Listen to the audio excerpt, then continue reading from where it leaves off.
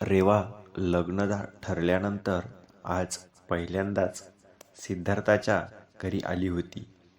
घरातील भरपूर माणसे बघून आधीच तिचा जीव दडपला होता.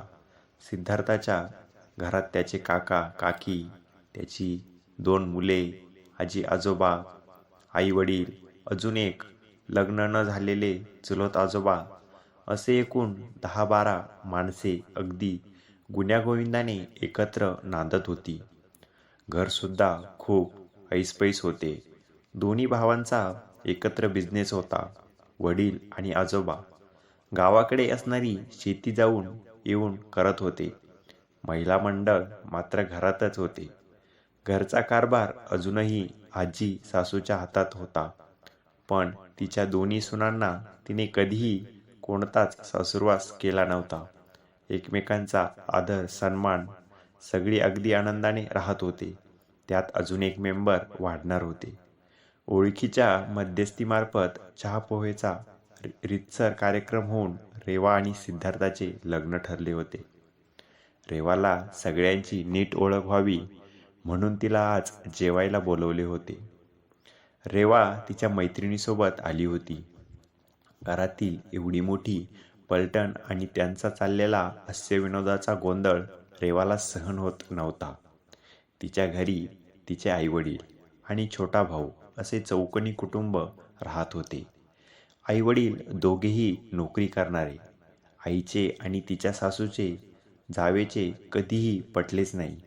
कामाचा जास्त लोड तिच्या आईवरच पडायचा म्हणून त्यांनी आपले वेगळे बिराड थाटले होते.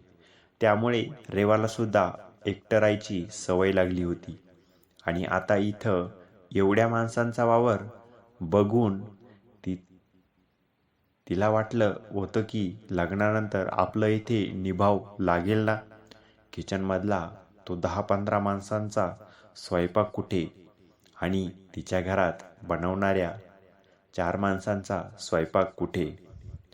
ती तर मनातून तिच्या घरच्यांच्या आणि इथल्या घरातल्या कामांची नकळतपणे तुलना करू लागली.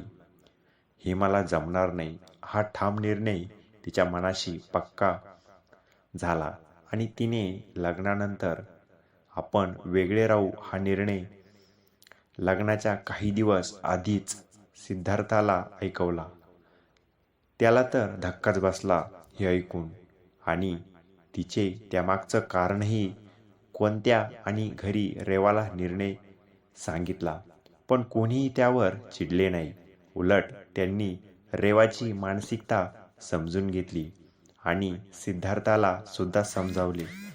तो या गोष्टीला तयार नसतानाही त्याला जवळ दुसरा फ्लॅटमध्ये शिफ्ट व्हा ही गोष्टीसाठी तयार झाली. नियोजनानुसार लग्न पार पडले. पहिल्यांदा माहेरी जाऊन आल्यावर ते दोघेही 5-6 दिवस आणि मुलाला जाऊन आले. मग त्यांचा संसार सुरू झाला. रेवाला त्या घरातले वातावरण किती मनमोकळे आहे. त्यात अगदी रेवाची आवड सुद्धा जपली जात होती. रेवाला कामाचे दडपण आले होते. या सगळ्यांना एकत्र काम करताना बघून मात्र ती टेन्शन तिला जाणवत नव्हती. सगळ्या अगदी हसत खेळत किचनमध्ये काम पटकन उरकून रिकाम्या होऊन बाकीच्या गोष्टींची मज्जा पण आनंदाने घेत. व त्या रेवाचे लग्न होऊन महिना होऊन गेला तसे तिच्या आजी सासूने तिला नव्या घरी जाण्याची परवानगी दिली. रेवाला खरं तर मनातून वेगळे राहण्याचा आनंद वाटत नव्हता. पण आधीच एकटे राहण्याची सवय पुन्हा डोकेवर काढू लागली तशी मनाशी काही स्वप्न रंगवत ते दोघेही दुसऱ्या फ्लॅटमध्ये शिफ्ट झाली.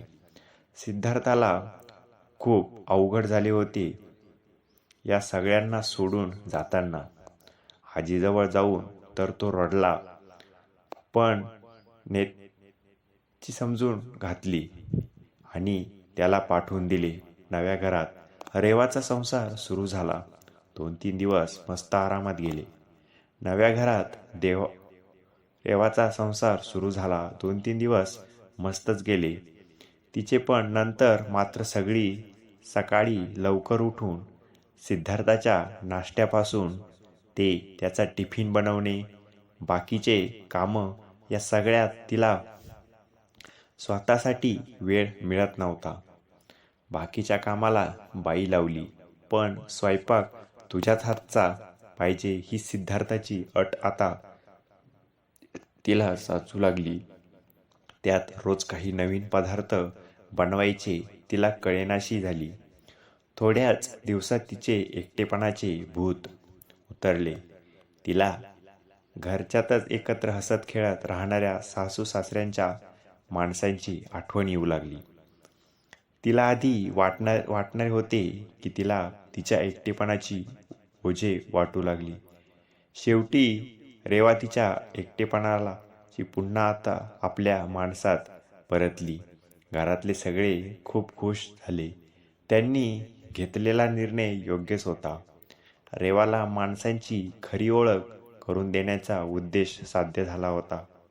आता तिची खऱ्या अर्थाने या कुटुंबाची मेंबर झाली होती. जोरजबरदस्ती करून माणसावर कोणतेही नाते लादता येत नाही. त्यासाठी त्याला आपल्या कृतीतून त्या माणसांची खरी ओळख करून द्यावी लागते. त्याच्याप्रती असणारी भावना जाणून द्यावी लागते. ते नाते अजून घट्ट विणले जाते.